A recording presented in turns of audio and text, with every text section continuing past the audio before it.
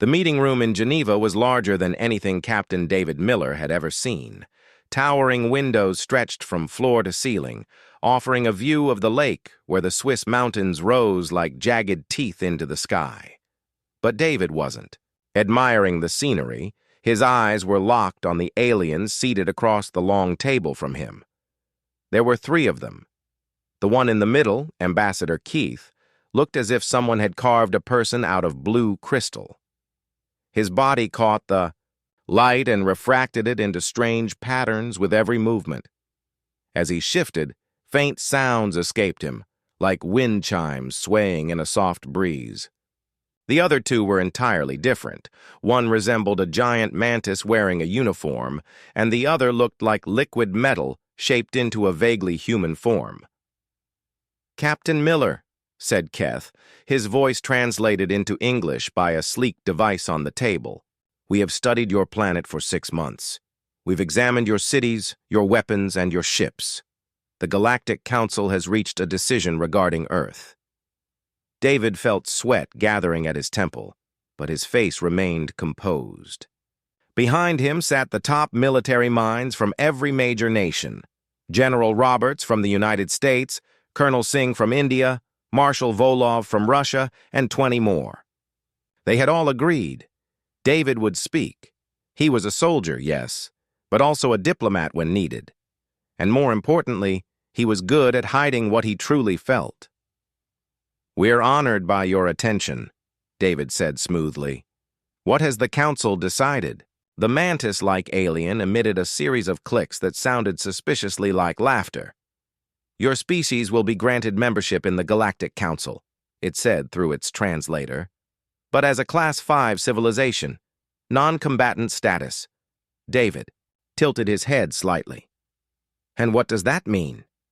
Keth's crystalline fingers tapped against the table. "It means you may trade with other worlds.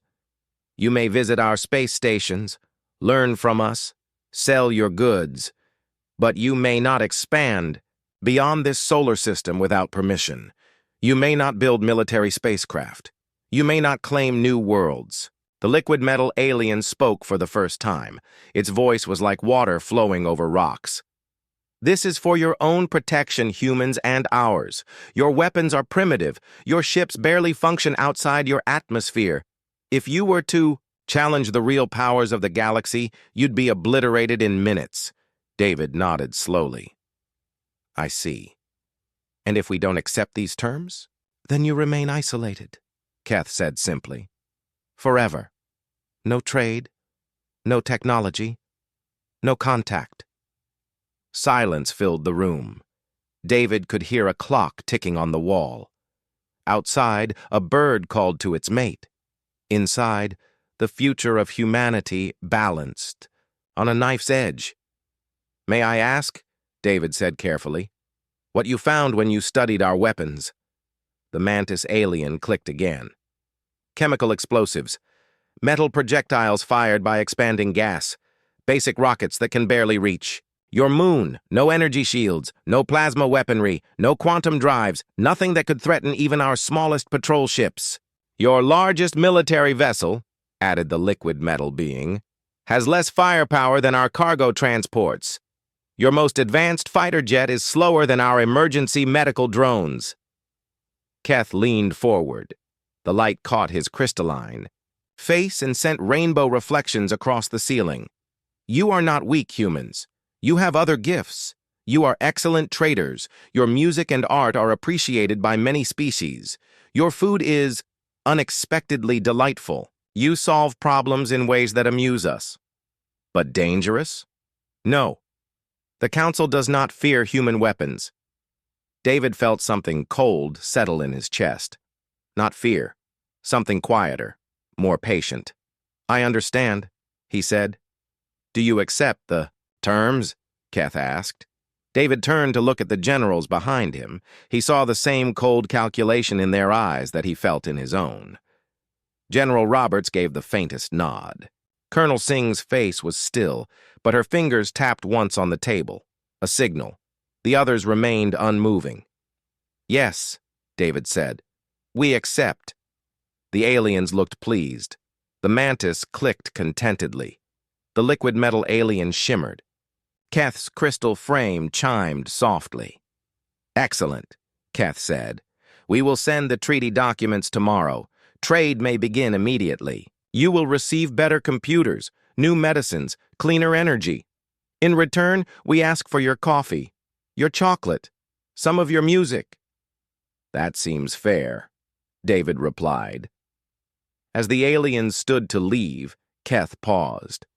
"One more thing, Captain. Miller, the Council appreciates your honesty about your military capabilities. Many species attempt to conceal their weapons when we first meet them. You showed us everything. Your ships, your guns, your bombs. That is why we trust you as trading partners." David smiled warmly. "Of course, Ambassador. We believe in openness with our new friends." The door closed behind the aliens. The room remained silent for a long time. "They think they saw everything," General Roberts muttered. "They saw what we wanted them to see," Colonel Singh replied. David walked to the window. The mountains looked peaceful in the afternoon sun. But deep within them, and in similar places all over Earth, something else stirred, something the aliens hadn't imagined. Not because humans were more advanced, we weren't, but because humans thought about war differently than any other species in the galaxy. "How long until the first trade ships arrive?" Marshal Volov asked. 3 weeks, David said. "Just enough time to set up the welcoming committees and ensure our other projects stay hidden." "They really believe we showed them everything?" Admiral Park asked. David turned back to the room, a different smile now on his face. Sharper, colder. "They saw our best jets and called them slow. Our biggest ships, they called weak. Our nuclear weapons, primitive. But they never asked about the things we didn't show." "Like what?" General Roberts asked, though he already knew. "Like what we can build when we know we're being watched," David said. "Like how we hide things in plain sight." He picked up the translator the aliens had left behind. "Sleek, elegant, advanced. They think we're honest because we showed them our weapons," he said. "But we never showed them our minds. We never showed them how we think. We never showed them that humans don't just build weapons to fight wars. We build everything to fight wars." Silence returned. Outside, the sun dipped behind the mountains, painting the sky red and orange. Inside, Earth's leaders sat in the dark and smiled. 2 years, General Roberts said. 2 years, David echoed. "They want peaceful cargo, ships, and friendly traders. They'll get that. But they'll also get something else." "What's that?" Colonel Singh asked. David looked at each of them, the translator still in his hand. "They'll get to see what happens when you underestimate humanity. When you think our weapons are all we have to fight with. When you forget that the most dangerous thing about us isn't what we build." "Then what is it?" Admiral Park asked. David's smile was cold as winter. "It's what we do when someone tells us we can't fight." The Kepler research station was in Council-protected territory. If someone was attacking it, the situation was already bad. "Who's attacking?" Kate asked. "Drakari Syndicate pirates, but well-organized ones," Tom said. "They've been raiding Council ships for months, but this is their biggest move yet." The Drakari were trouble. Kate had read the intelligence reports. They were a warrior species that refused to join the Council, preferring to take what they wanted by force. Their ships were fast, their weapons powerful, and they didn't care about treaties or civilian lives. "What's the Council's response time?" 3 weeks minimum. Their nearest fleet is on the other side of the sector." Kate closed her eyes. 3,000 innocent beings would die, and there was nothing the official Galactic Council could do. The Drakari had timed this perfectly. "Admiral?" Tom's voice came through her communicator. "Ambassador Keth is here for the inspection." Kate opened her eyes. Through the station's windows, she saw the elegant blue crystal ship of the Council delegation docking with Luna Station. In a few minutes, she would be shaking hands with aliens who considered humans harmless, smiling and making polite conversation while 3,000 people died, unless she did something the aliens would never expect. Tom, tell Ambassador Keith I'll be right there. But first, patch me through to Captain David Miller on Earth. A moment later, David's voice came through. He was now in charge of humanity's peaceful space operations, officially managing trade and diplomatic relations. Kate, what's the situation? We have a crisis in the Kepler sector. Drakari pirates are about to massacre a council research station. The official response won't arrive in time. There was silence on the line. Kate could almost hear David thinking. The council specifically forbade us from military operations, he said finally. Yes, they did. But they said nothing about rescue missions. Another pause. How many ships would we need? Kate smiled grimly. All of them? All of them? Kate, if we deploy the real fleet, the aliens will know we've been lying for 2 years. David, 3,000 innocent people are about to die. If we let it happen, the Drakari will know the Council can't protect anyone. More attacks will follow. The whole sector will fall into chaos. She could hear David breathing on the other end. Finally, he spoke. Give me 5 minutes to make some calls. Then we'll see what our harmless species can really do. Kate cut the connection and headed for the docking bay where Ambassador Keth was waiting. She found the crystalline alien examining a human cargo ship with his usual polite interest. Admiral Stone, Keth said, his translator rendering his chiming voice into English. Thank you for accommodating today's inspection. The Council appreciates your continued cooperation with our monitoring protocols. Of course, Ambassador. We want to maintain the trust between our species. As they walked through the station, Keth asked his usual questions about human military capabilities. Kate gave her usual answers, showing him defensive installations, patrol craft, and communication arrays, all perfectly legal under the non-combatant treaty, all completely inadequate for real warfare. What Keth didn't see were the hidden communication, channels carrying orders across human space. He didn't notice the coded messages being sent to mining stations and trade outposts. He didn't realize that every cargo ship and research vessel in the human fleet was receiving the same command. Report to Rally Point 7 immediately. Your species continues to impress us with your peaceful intentions, Keth said as they toured the station's weapons storage, a room full of simple kinetic firearms and chemical explosives. Many young species try to challenge the established order when they first join the galactic community. Humans have shown remarkable wisdom in accepting your limitations. Kate nodded politely. We understand our place in the galaxy, Ambassador. 3 hours later, the inspection was complete. Keth's ship departed for Earth, carrying a report that would reassure the Council that humanity remained harmless and cooperative.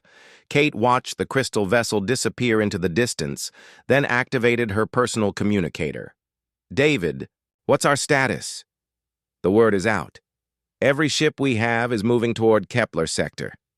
ETA is 18 hours. How many ships are we talking about? 107, Kate. Every vessel we've built in the last 2 years. Kate felt a chill run down her spine. 107 ships that the aliens had never seen, never imagined, never planned for. Ships built with human engineering and alien materials stolen from trade shipments. Ships designed not to match alien technology, but to beat it using purely human tactics. The Drakari won't know what hit them, she said. Kate, once we do this, there's no going back. The Council will know we've been preparing for war since day one. Kate looked out at the stars, thinking of the 3,000 innocent beings who would die if humanity did nothing. Then she thought of what Ambassador Keth had said. Humans have shown remarkable wisdom in accepting your limitations. David, she said, maybe it's time the galaxy learned that humans don't accept limitations. We find ways around them. Understood. Admiral, all ships are moving to intercept. We'll show the Drakari what human warfare really looks like. As the communication ended, Kate remained at the window, watching the stars. In 18 hours, the galaxy would discover that humanity had been building more than just trade relationships during their 2 years of peaceful council membership. They had been building the tools of war, not the weapons the aliens expected. Something far more dangerous. They had been building an army that thought like humans. They latched onto the enemy vessel with magnetic anchors reinforced by cutting beams. Within moments, the clamps dug into the Drakari ship's armored hull. Lisa nodded. Deploy the spiders. From under the Prometheus's belly, dozens of spider-like drones swarmed out, skittering across the hull of the enemy vessel. Built for precision repairs, they now carried out a different task: cutting, welding, planting explosives in key structural joints. They moved too fast and too close for the Drakari weapons to target them, dancing across sensor blind spots and magnetic eddies. "Sir!" a Drakari officer shouted from Commander Zulk's bridge. "We have hull breaches spreading across sections 14 through 22. Internal pressure loss, bulkheads failing." Zulk's knuckles turned white. "Where are their weapon signatures? Are they even firing?"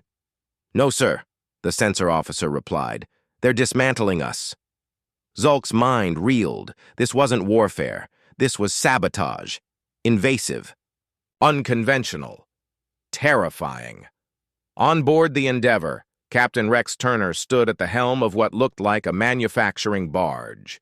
His engineers had already begun converting raw materials into kinetic slugs, armor-piercing drills, and even short-range EMP missiles. Their ship launched a volley, not guided by sleek targeting AI, but by dumb fire programming, each projectile tumbling wildly before correcting itself mid-flight using scavenged gyros.